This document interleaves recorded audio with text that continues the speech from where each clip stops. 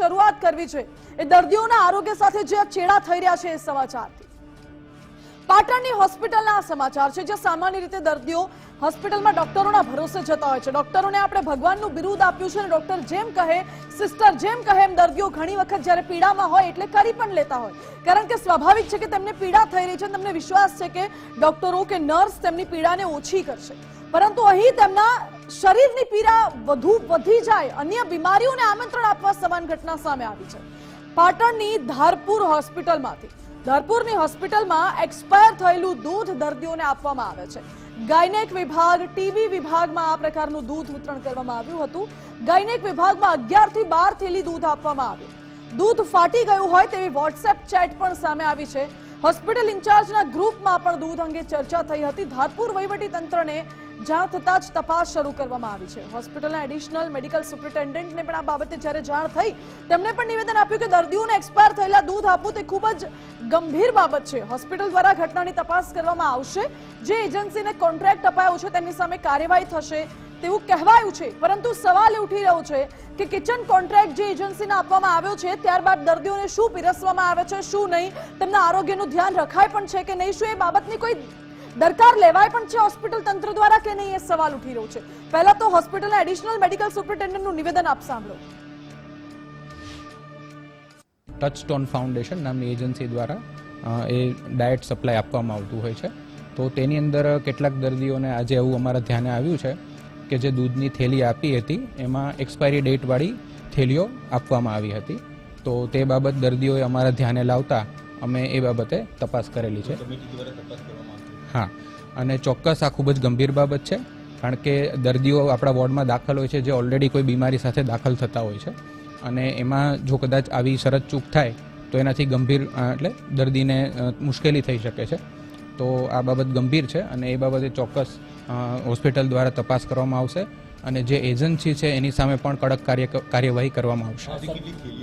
આજે સવારે જે દૂધની થેલી આપવામાં આવી ત્યારે મેં એ દૂધની થેલી એક ઘૂંટ પીધી, પછી મને ખાટું લાગ્યું, પછી મેં પાછળ ડેટ ચેક કરી એટલે યુઝ બાય 11 તારીખ હતી, પછી ડેટ ગયેલી હતી અને આજે 12 થઈ છે, અને એના કારણે એમ કે આવી દૂધની થેલી અમે પીએ તો પછી અમારા બ્રેસ્ટનું ફીડિંગ અમારા બાળક કરે, પછી એમ અમારા બ્રેસ્ટનું ફીડિંગમાં બાળક કરે તો નુકસાન તો બાળકને જ થવાનું હતું ને, અને નવજાત શિશુ હોય અને કાલે હા કે ના કંઈક થાય તો જવાબદારી કોની?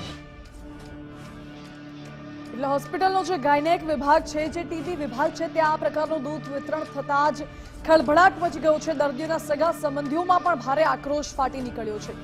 સવાલો અનેક ઉઠી રહ્યા છે, કારણ કે જ્યારે હોસ્પિટલમાં દર્દીઓ સારવાર લેવા માટે આવતા હોય, ગાયનેક વિભાગમાં જે પ્રેગ્નન્ટ મહિલાઓ છે તેમને જો આ પ્રકારનું દૂધ વિતરણ કરવામાં આવતું હોય, આવું દૂધ જો તેમને ફાટી ગયેલું દૂધ મળતું હોય તો તેમના પેટમાં રહેલા બાળકના આરોગ્યને કેટલી આડઅસર પહોંચે એ પણ સવાલ છે, અને આ સવાલ ગુજરાત ફર્સ્ટ પૂછી રહ્યું છે। શું વચેટિયાઓ અને કોન્ટ્રાક્ટરોની મિલીભગતથી આ પ્રકારના વહીવટો થાય છે? આ સવાલ એટલા માટે ઉઠાવવા પડી રહ્યા છે કારણ કે દર્દીઓના સ્વાસ્થ્ય સાથે ચેડા થાય છે। દર્દીઓના સ્વાસ્થ્ય સાથે રમત કેમ રમાઈ રહી છે? સરકારી હોસ્પિટલમાં જે કોન્ટ્રાક્ટ આપવામાં આવે છે ત્યારે સરકાર વ્યવસ્થા કરી આપે છે, કોન્ટ્રાક્ટ લઈને એજન્સીઓ શું લૂંટ ચલાવી રહી છે? લૂંટ ચલાવવા માટે એજન્સીઓ આવા કોન્ટ્રાક્ટ લે છે, સરકાર સ્વાસ્થ્ય માટે બજેટ ફાળવે છે, તો એજન્સીઓ શું લૂંટ ચલાવે છે? એવા સવાલો ઉઠે છે। અમારી સાથે પાટણની ધારપુર હોસ્પિટલના આરએમઓ ડોક્ટર રમેશ જોડાઈ ગયા છે। રમેશભાઈ, સ્વાગત છે આપનું ગુજરાત ફર્સ્ટમાં। હા, નમસ્કાર રમેશભાઈ, આજે સવારે આ સમાચાર સામે આવ્યા કે ગાયનેક અને ટીબી વિભાગમાં જે દૂધ આપવામાં આવે છે ફાટેલું દૂધ છે, એક્સપાયર થયેલું દૂધ છે, તો શું જ્યારે આ દૂધ કિચનમાંથી નીકળે છે, દર્દીઓ સુધી પહોંચે છે, એની કોઈ જવાબદારી નથી રહેતી કે કયા પ્રકારનું ભોજન કે કયા પ્રકારનું દૂધ દર્દીઓ સુધી પહોંચે છે, એની ગુણવત્તા શું છે, એની કોઈ દરકાર રાખવા વાળું છે કે નહીં?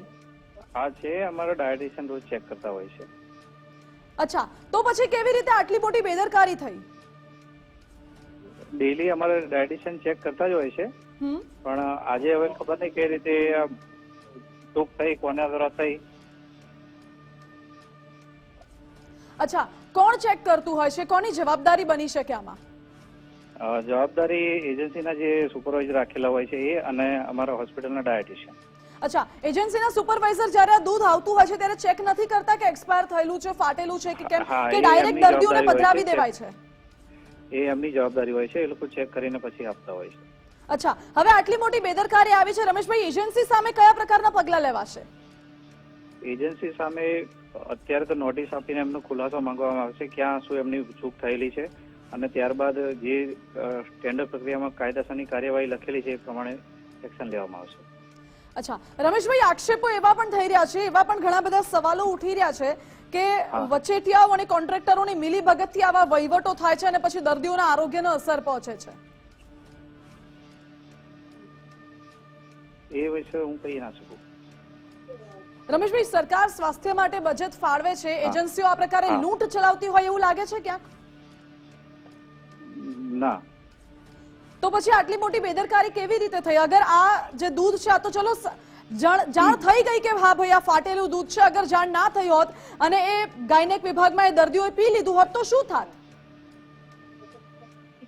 ચોક્કસ દર્દીઓને સ્વાસ્થ્ય પર નુકસાન થાય. તો પછી આનું ધ્યાન કોણ રાખશે રમેશભાઈ? એજન્સી અને અમારો હોસ્પિટલની એક અમે ટીમ રાખશું જે આનો ધ્યાન રાખશે. ઓકે, અને હવે આગળ કયા પ્રકારના પગલા ભરવામાં આવશે? આગળ એમને કાયદેસરની કાર્યવાહી કરવામાં આવશે, જે ટેન્ડર પ્રક્રિયામાં શરતો મૂકેલી છે એના આધારે. અચ્છા, એટલે શું તેમનું કોન્ટ્રાક્ટ કેન્સલ થઈ શકે છે, તેમને દંડ થઈ શકે છે, કયા પ્રકારની કાર્યવાહી હોય? હા, કોન્ટ્રાક્ટ પણ રદ થઈ શકે છે. ઓકે, આ બાબતે તપાસ કરાશે એમ?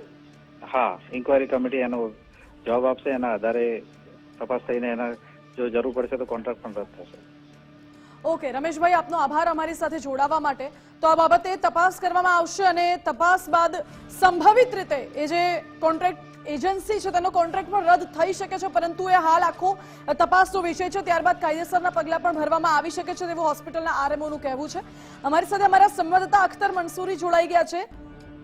અખ્તર, ધારપુરની હોસ્પિટલમાં આટલી મોટી ગંભીર બેદરકારી સામે આવી, સવાલો ઉઠી રહ્યા છે. કોન્ટ્રાક્ટરો, વચેટિયાઓ અને એજન્સીના કેટલાક લોકો મળીને મિલીભગત કરે છે, વહીવટ કરે છે, અને એટલા માટે આ પ્રકારનું જે દૂધ હતું આજે સામે આવ્યું કે આવું ફાટેલું દૂધ દર્દીઓ સુધી જાય છે. આટલા દિવસથી આવું ઘણું બધું બેદરકારી થઈ હશે, ખબર નહીં પડી હોય.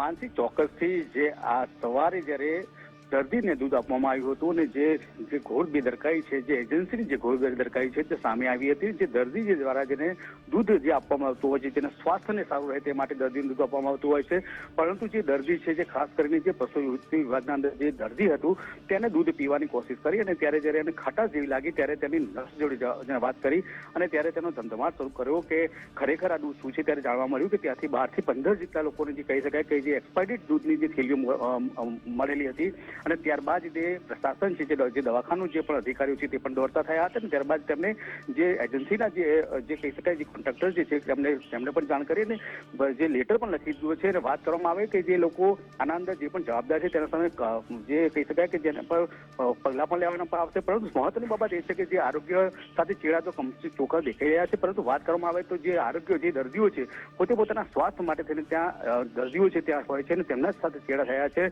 અને દૂધ જેવી જે વસ્તુ કે ખરેખર જે સ્વાસ્થ્ય માટે સારું હોય છે તેને દૂધના જ અંદર આજે એક્સપાયર્ડ દૂધ આવે છે તેના અંદર ક્યાંક જે પ્રસૂતિની ખાસ કરીને મહિલાઓ છે તેમનું સ્વાસ્થ્ય બગડી પણ શકે છે તેવું પણ ડોક્ટરે જણાવ્યું હતું. પરંતુ મહત્વની બાબત એ છે કે જે ટીબીના દર્દી અને જે પ્રસૂતિ વિભાગના જે દર્દીઓ છે તેના અંદર જે દૂધ જવાના કારણે ત્યારબાદ જે પ્રશાસનના ખાસ કરીને જે તબીબી જે અધિકારી જે છે ચિંતન રાવલ કરીને તેમણે જણાવ્યું હતું કે અમે આ જે પણ આના પાછળ જે પણ લોકો જવાબદાર છે તેના સામે કડકમાં કડક પગલાં લઈશું. પરંતુ મહત્વની બાબત અત્યારે શું છે, કારણ કે આજ સુધીમાં કેટલી બી વખત એટલા થયું હશે કે જ્યારે દૂધના અંદર એક્સપાયરી આપવામાં આવ્યું હશે ને ખાવાના અંદર પણ ક્યાંક ને આવ્યું હશે, પરંતુ દર્દી દ્વારા ક્યાંક ને દબાણ પણ થયું હશે, ક્યાંક ના પણ કહેવામાં આવ્યું હશે. પરંતુ આજે જ્યારે કોઈ પણ એક દર્દી દ્વારા જ્યારે પોતે બહાર આવીને જ્યારે દૂધની જ્યારે જાણ કરી છે ત્યારે ખરેખર કહી શકાય કે પાટણના અંદર ને આજુબાજુના જે વિસ્તાર છે તેના અંદર જ્યારે ખબર પડી છે કે જ્યારે દર્દીઓ સામે પણ આજથી ચેડાવો થવામાં આવી છે ત્યારે લોકો અંદર આજ એક જ બૂમ સોંપાય છે કે જે પણ આજથી કોન્ટ્રાક્ટ છે તે રદ કરવામાં આવે છે.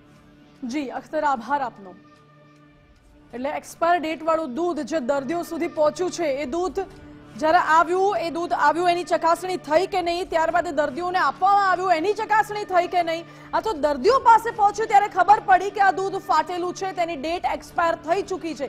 અગાઉ આ પ્રકારે કેટલી ગંભીર બેદરકારી થઈ હશે એની કલ્પના કરી શકાય એમ નથી, એનો આંકડો પણ સામે નથી કારણ કે સ્પષ્ટ નથી, પરંતુ અંદાજો લગાવી શકાય છે કે જો આટલી મોટી બેદરકારી થઈ ગઈ હોય એ ગાયનેક વિભાગમાં, એ ટીબી વોર્ડમાં જો આ પ્રકારનું દૂધ વિતરણ કરવામાં આવતું હોય તો પછી અગાઉ કેટલી બેદરકારી આ કોન્ટ્રાક્ટ લેનાર એજન્સીએ કરી હશે એ પણ સવાલ ઉઠી રહ્યા છે. આ બાબતે હવે આરોગ્ય વિભાગ, જિલ્લા આરોગ્ય અધિકારી દ્વારા તપાસ કરવામાં આવે. હોસ્પિટલના આરએમઓ પણ કહ્યું છે કે તપાસ સમિતિની રચના થશે અને તપાસ બાદ કડક કાર્યવાહી થશે. હવે આ એજન્સી સામે કયા પ્રકારની કાર્યવાહી થાય છે એના પર નજર રહેશે.